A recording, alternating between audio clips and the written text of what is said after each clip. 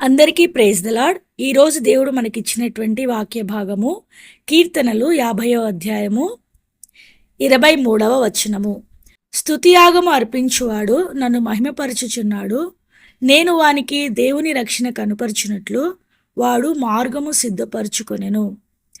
ఇక్కడ మనం గమనించినట్లయితే ఒక్క పదం మీదనే చాలా ఆశీర్వాదాలు చాలా విషయాలు చెప్పబడుతున్నాయన్నమాట.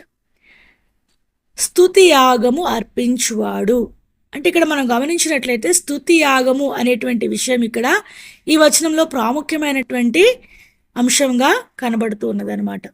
అయితే ఈ స్తుతియాగం అర్పించేవాడు ఏం చేస్తూ ఉన్నాడంటే నన్ను మహిమపరచుచున్నాడు. నన్ను అంటే ఇక్కడ దేవుణ్ణి మహిమపరుస్తూ ఉన్నాడు అనేటువంటి విషయము మొట్టమొదటిగా మనము గమనించవలసినటువంటి వారమై ఉంటూ ఉన్నాం. అంటే స్తుతియాగం అర్పిస్తే దేవుణ్ణి ఏం చేస్తూ ఉన్నట్లంట మహిమపరుస్తూ ఉన్నట్లుగా ఇక్కడ చెప్పబడుతున్నది. ఇంకా ఏం చెప్పబడుతూ ఉన్నది అంటే నేను వానికి దేవుని రక్షణ కనుపరచునట్లు. అంటే ఇంకొకటి రెండవ విషయం ఇక్కడ ఏం చెప్పబడుతుందంటే దేవుడు మాత్రమే మహిమపరచబడట్లేదు, కానీ దేవుని రక్షణ ఎవరైతే స్తుతియాగం అర్పిస్తూ ఉన్నారో వారికి కనుపరచబడుతూ ఉన్నదని ఇక్కడ దేవుని వాక్యంలో దేవుడు రాస్తూ ఉన్నాడు. స్తుతియాగము అనేది దేవుని రక్షణ కనపరిచినట్లు వాడు మార్గము సిద్ధపరచుకొనెను. అంటే దేవుడు మనల్ని రక్షించాలంటే, దేవుని యొక్క రక్షణ మనకి దేవుడు కనపరచాలంటే ఒక మార్గం అనేది మనము సిద్ధం చేసుకోవాలి అనేటువంటి విషయం దేవుని వాక్యంలో స్పష్టమవుతూ ఉన్నదనమాట. అయితే ఈ యొక్క సిద్ధపరచబడవలసినటువంటి మార్గం ఏదంటే దేవుణ్ణి మహిమపరచటం. అసలు దేవుని మహిమపరచడం అంటే ఇక్కడ ఏం చెప్పబడుతున్నది? స్తుతియాగము అర్పించబడటం. అంటే ఈ మొత్తం అంశాన్ని మనం గమనించినట్లయితే ఎవరైతే స్తుతియాగం అర్పిస్తారో వాళ్ళు ఏం చేస్తూ ఉంటారంటే వారికి తెలియకుండానే ఒక మార్గాన్ని వాళ్ళు సిద్ధపరచుకుంటూ ఉంటారు అనేటువంటి విషయాన్ని దేవుడు మనకు తెలియజేస్తూ ఉన్నాడు. ఆ మార్గం ఏంటి అంటే దేవుని యొక్క రక్షణ కనుపరిచేటువంటి మార్గం అనమాట. మనం దేవునికి ఏం చేయాల్సిన అవసరం లేదు. ప్రభువా నన్ను రక్షించు, ప్రభువా నన్ను కాపాడు, ప్రభువా నన్ను భద్రపరచు, ప్రభువా నాకు అది దయచేయి ఇది దయచేయి అని మనం అడగాల్సిన అవసరం లేదంట. దేవుడు ఆల్రెడీ ఆ మార్గాన్ని సిద్ధపరిచేటువంటి విధానాన్ని మనకి చూపిస్తూ ఉన్నాడు. అది ఎలాగంటే స్తుతియాగం అర్పించటం ద్వారా అంట. దేని ద్వారా? స్తుతియాగము అర్పించటం ద్వారా. ఇక్కడ మనం గమనించినట్లయితే ఈ స్తుతియాగం అర్పించేటువంటి విషయాన్ని మనం గమనిస్తే రెండు ప్రాముఖ్యమైనటువంటి ఆశీర్వాదాలను మనము చూస్తూ ఉంటున్నాం. మొట్టమొదటిగా దేవుణ్ణి మహిమపరుస్తూ ఉన్నాం. రెండవదిగా మన కొరకు దేవుడు రక్షణను కనపరిచే విధంగా మనం ఒక మార్గాన్ని కూడా సిద్ధపరచుకుంటూ ఉన్నాము అనేటువంటి విషయాన్ని ఈ వచనంలో దేవుడు మనకు బయలుపరుస్తూ ఉన్నాడు. ఇంతవరకు మనము స్తుతియాగం అర్పించాలి అనేటువంటి మాటను వింటూ ఉన్నాం, కానీ అసలు స్తుతియాగం అంటే ఏంటి? స్తుతియాగం అర్పించాలంటే ముందు స్తుతియాగం అంటే ఏంటో మనకు తెలియాలి కదా. ఈ స్తుతియాగం గురించి దేవుని యొక్క వాక్యంలో దేవుడు ఏం చెప్తూ ఉన్నాడో మనము చూస్తాము. హెబ్రీయులకు రాసిన పత్రిక 13వ అధ్యాయము 15వ వచనం మనం చూసినట్లయితే, కాబట్టి ఆయన ద్వారా మనము దేవునికి ఎల్లప్పుడూ స్తుతియాగము చేయుదము అనగా. ఇక్కడ దేవుని వాక్యంలో ఒక మాట రాయబడుతున్నది, స్తుతియాగం చేయటము అని అంటున్నారు. అయితే స్తుతియాగం అంటే ఏంటో కూడా ఈ వచనంలో చెప్తున్నారు. అనగా ఆయన నామమును ఒప్పుకొనుచు. స్తుతియాగం అంటే ఏంటంట? ఆయన నామాన్ని ఒప్పుకొనాలంట. జిహ్వా ఫలము అర్పించుదము. జిహ్వా ఫలము అంటే మన నోటి ద్వారా వచ్చేటువంటి ఫలం అనమాట. మన నోటి ద్వారా మనము దేవునికి ఇచ్చేటువంటి స్తుతియాగం. మనం నోటితో దేవుణ్ణి స్తుతించడం, నోటితోనే దేవుణ్ణి ఆరాధించడం అనేటువంటి విషయాన్ని ఈ యొక్క జిహ్వా ఫలముగా మనం చూస్తున్నాం. జిహ్వా అంటే నాలుక కదండి. నాలుకతో మనం ఇచ్చేటువంటి ఫలాన్ని జిహ్వా ఫలముగా చెప్పబడుతూ ఉన్నది. అయితే మనం గమనించినట్లయితే మొట్టమొదటిగా ఆయన నామమును ఒప్పుకొనుచు. స్తుతియాగం అంటే ఏంటంట? మొట్టమొదటిగా ఆయన నామాన్ని ఒప్పుకోవాలంట. అసలు ఏం ఒప్పుకోవాలి? ఆయన నామాన్ని అసలు ఏమని ఒప్పుకోవాలి అనేది మనం గమనించినట్లయితే అదే రోమీలకు రాసిన పత్రిక 10వ అధ్యాయము 9-10 వచనాల్లో మనం గమనించినట్లయితే, యేసు ప్రభు అని నీ నోటితో ఒప్పుకొని, మన నోటితో ఏమని ఒప్పుకోవాలి అంటే యేసు అనేటువంటి ఆయన ప్రభు అని ఒప్పుకోవాలంట. అంటే యేసుని ప్రభువుగా ఒప్పుకోవడం అంటే, ప్రభువు అంటే మనకు మామూలుగా తెలుసు, పరిపాలించేటువంటి వారిని ప్రభువు అంటారు. అంటే ఒక అధికారంలో ఉన్నటువంటి వారిని ప్రభువు అంటారు. తర్వాత ఒక హెచ్చైనటువంటి వారిని ప్రభువుగా మనము చెప్పబడుతున్నాం. అంటే యేసుగా ఈ లోకానికి వచ్చిన, అంటే రక్షకుడైనటువంటి యేసుక్రీస్తు ప్రభువు ఈ లోకానికి వచ్చినటువంటి ఆయన ఒక ప్రభు అని నీవు ఒప్పుకోవాలంట. ప్రభు అంటే ఏంటి అనేటువంటి విషయాన్ని కూడా దేవుని వాక్యంలో మనం చూస్తాము. అయితే ఇక్కడ మనం గమనించినట్లయితే యేసు ప్రభు అని నీ నోటితో ఒప్పుకోవాలి. తర్వాత 10వ వచనం చివరి లైన్లోగా మనం గమనిస్తే, రక్షణ కలుగునట్లు నోటితో ఒప్పుకొనును. ఇక్కడ మనం గమనించినట్లయితే మన నోటితో యేసుక్రీస్తు ప్రభువు వారిని ఒక ప్రభువుగా నీవు ఒప్పుకోవాలి. ఒక ఉన్నతమైనటువంటి వాడు అనేటువంటి విషయాన్ని మనము మన నోటితో ఒప్పుకోవాలి. అంటే నమ్మాలి.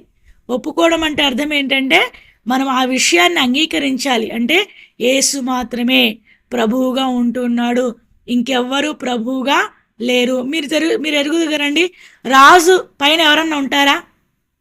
ఎవరైనా రాజు కింద ఉంటారు, కానీ రాజు పైన, ఒక అధికారి పైన ఎవరన్నా ఉంటారా? అధికారి కిందనే అధికారి అనేది మనం ఎప్పుడు అంటామంటే ఆయన కింద ఎవరైనా ఉన్నప్పుడు మాత్రమే ఆయన అధికారి అని అంటాం. రాజు అని ఎప్పుడు అంటాము? అందరికంటే ఆయన ఉన్నతమైన వాడుగా ఉన్నప్పుడు, తర్వాత ఆయన పరిపాలించేవాడుగా ఉన్నప్పుడు ఆయనను రాజుగా చెప్పబడతాం అనమాట. అంటే ఇక్కడ మనం గమనించినట్లయితే ఈ లోకానికి వచ్చినటువంటి యేసుక్రీస్తు ప్రభువారు ఒక మానవుడు కాదు, ఆయన ప్రభువు. ఆయన అందరికంటే పైనున్నవాడు, అందరికంటే హెచ్చింపదగినటువంటి వాడు అనేటువంటి విషయాన్ని నీవు హృదయంలో తెలుసుకొని నోటితో ఆ విషయాన్ని ఒప్పుకుంటే నిజంగా నీవేం చేస్తూ ఉన్నట్లంటే దేవుణ్ణి బలియాగం, స్తుతియాగము అర్పిస్తూ ఉన్నట్లుగా ఇక్కడ దేవుని వాక్యంలో దేవుడు తెలియజేస్తూ ఉన్నాడు. ఇందాక మనం చూసినట్లుగా ఆయన నామమును ఒప్పుకోవాలి అనేటువంటి విషయాన్ని మనము చూస్తూ వచ్చాం హెబ్రీ రాసిన పత్రికలో. అదేవిధంగా ఇక్కడ చూసినట్లయితే ఏమని ఒప్పుకోవాలి? ఆయనను ప్రభువు అని నీవు ఒప్పుకోవాలి అనేటువంటి విషయాన్ని ఇక్కడ మనం చూస్తూ ఉన్నాం. ప్రభువు అంటే ఏంటి అనేటువంటి విషయం కూడా దేవుని వాక్యంలో స్పష్టంగా మనకు తెలియపరచబడుతూ ఉన్నదనమాట. ఫిలిప్పీలకు రాసిన పత్రిక 2వ అధ్యాయము 11వ వచనంలో మనం గమనించినట్లయితే, ప్రతివాని నాలుకయు తండ్రి అయిన దేవుని మహిమార్థమై యేసుక్రీస్తు ప్రభు అని ఒప్పుకొనున్నట్లును దేవుడు ఆయనను అధికముగా హెచ్చించి ప్రతి నామమునకు పైనామమును ఆయనకు అనుగ్రహించెను. ఇక్కడ మనం గమనించినట్లయితే ప్రపంచంలో ఉన్నటువంటి, తర్వాత దేవతలుగా పిలువబడేటువంటి వారందరికంటే ఆయన నామము పైనామముగా ఉన్నట్టుగా ఆయనను దేవుడు ఆ విధంగా హెచ్చించినట్లుగా ఇక్కడ మనము దేవుని వాక్యంలో చూస్తూ ఉన్నాం. అంటే యేసుక్రీస్తుగా ఈ లోకానికి వచ్చినటువంటి ఆయన అన్ని నామముల కంటే పై నామం కలిగినటువంటి వాడు అనేటువంటి విషయాన్ని నీ హృదయపూర్వకంగా నీవు విశ్వసించి నీ నోటితో ఆయనను ప్రభువుగా ఒప్పుకున్నట్లయితే నీవేం చేస్తూ ఉన్నట్టంటే స్తుతియాగము అర్పించినట్లుగా దేవుని వాక్యంలో దేవుడి దినాన మనకు తెలియజేస్తూ ఉన్నాడు. అంటే ఇక్కడ మనకు తెలియజేస్తున్నాడు ఆయనను అధికముగా హెచ్చించి, అంటే ఆయన కంటే హెచ్చైనటువంటి వారు ఎవరు లేరు, తర్వాత ఆయన కంటే పైనామం అనేది ఇంకా ఏది లేదు అనేటువంటి విషయాన్ని దేవుని వాక్యంలో దేవుడు ఇక్కడ తెలియజేస్తూ ఉన్నాడు. అంటే నా జీవితంలో యేసుక్రీస్తు ప్రభువుని దేవుళ్ళలో ఒక దేవుడు అని ఒప్పుకుంటే అది స్తుతియాగం కాదు. ఏదో ఆయన కూడా ఒక దేవుడేలే అనేటువంటి విధానంలోని ఒప్పుకుంటే అది స్తుతియాగం కాదు.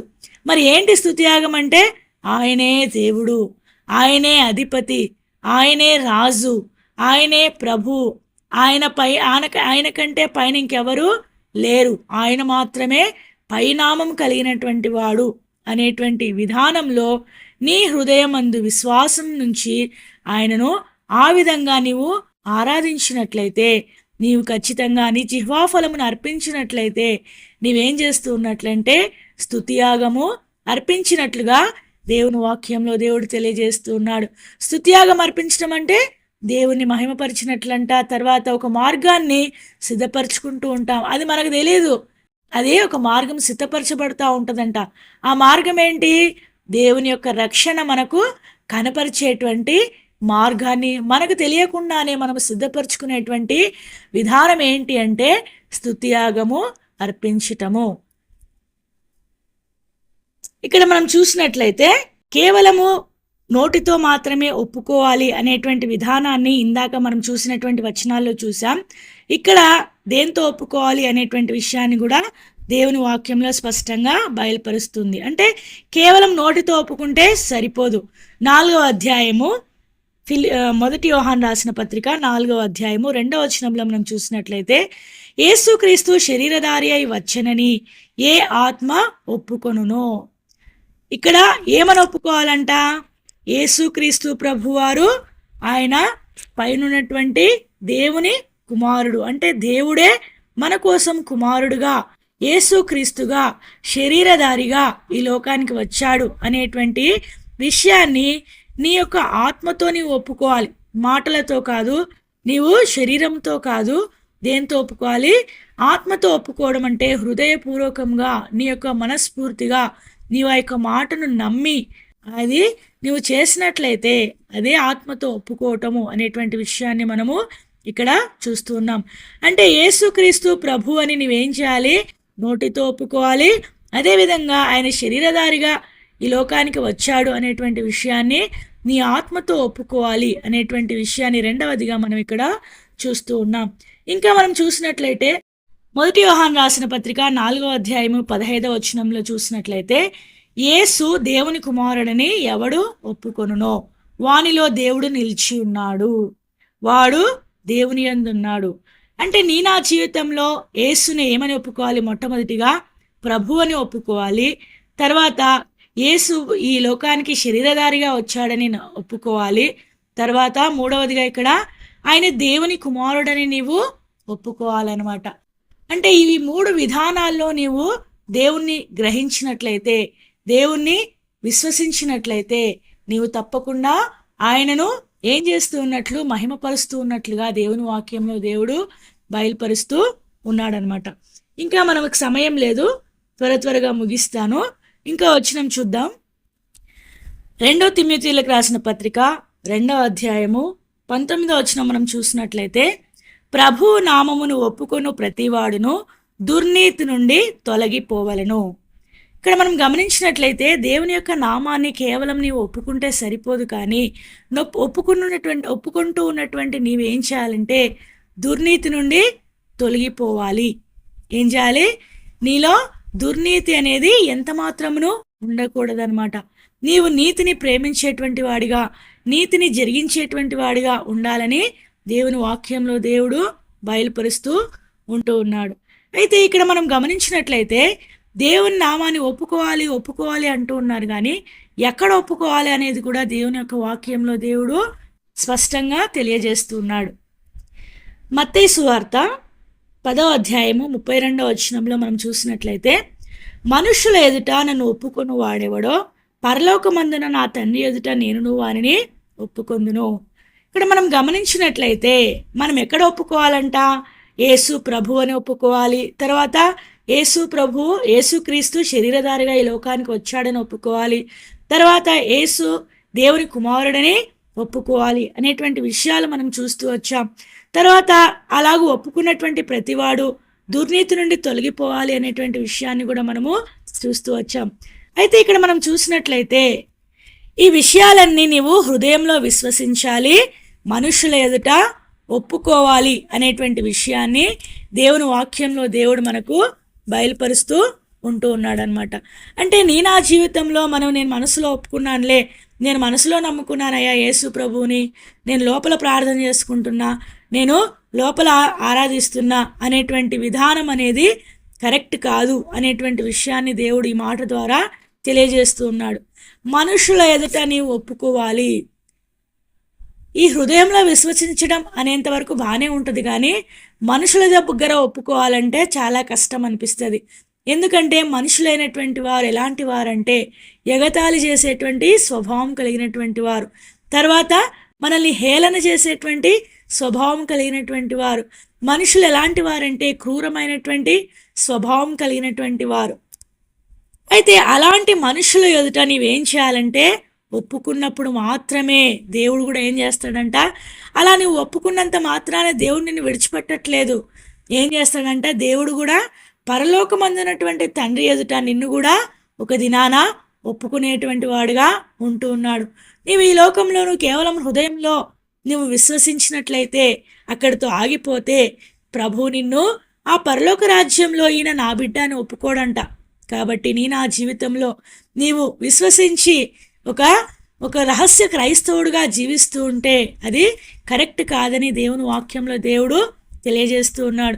నీవేదైతే విశ్వసించావో అది మనుషులు ఎదుట ఒప్పుకోవాలి. అంటే నీవందరికీ ఏం చేయాలి, దేవుని గురించి చెప్పేవాడివిగా ఉండాలి.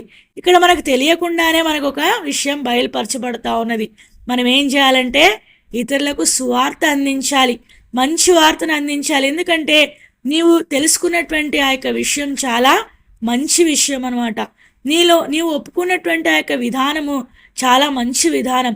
ఆ విధానాన్ని, ఆ విషయాన్ని నీవు ఏం చేయాలి, మనుషులందరికీ చెప్పేటువంటి వాడుగా ఉండాలి. మనుషులందరికీ మనం ఎలా చెప్తామండి, నోటితోనే కదా చెప్పేది. అంటే నోటితో నీవు ఇతరులకు దేవుని గురించి చెప్పేటువంటి విధానం కూడా స్తుతియాగంగా ఇక్కడ చెప్పబడుతూ ఉన్నదనమాట. అంటే స్తుతియాగం అర్పించడం, దేవుణ్ణి మహిమపరచడం, తర్వాత మనకు తెలియకుండానే మనకు రక్షణ మార్గాన్ని మనము సిద్ధపరచుకుంటూ ఉన్నాము అనేటువంటి విషయాన్ని మనకి ఇక్కడ స్పష్టపరుస్తూ ఉంటూ ఉన్నాడు అనమాట. ఇంకా దీని విషయం చాలా చూసుకోవచ్చు, కానీ మన సమయం అయిపోయింది కనుక మరొకసారి ఆ యొక్క విషయాన్ని మనకు ఇచ్చినటువంటి ఆ యొక్క వాక్య భాగాన్ని చదువుకొని ముగించుకుందాం. కీర్తనలు 50వ అధ్యాయము 23వ వచనము. స్తుతియాగం అర్పించువాడు నన్ను మహిమపరచుచున్నాడు, నేను వానికి దేవుని రక్షణ కనపరచినట్లు వాడు మార్గము సిద్ధపరచుకొనెను. దేవుడు మనకు అనుగ్రహించినటువంటి ఈ కొన్ని మాటలను దీవించి ఆశీర్వదించునుగాక. ఆమేన్.